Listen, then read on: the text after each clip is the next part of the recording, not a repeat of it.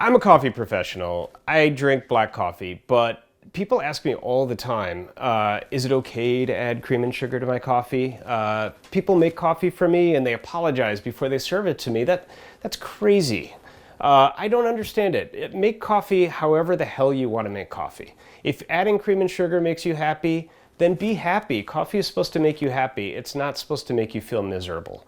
So, here's some cream, here's some sugar. My wife of 17 years, Karen, adds cream and sugar to her coffee every single day.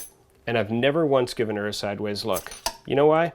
It makes her happy. And if she's happy, that makes me happy. So here's some coffee with cream and sugar. And it tastes delicious. Here is some black coffee. And that's hella good too. So have it the way you like it and enjoy.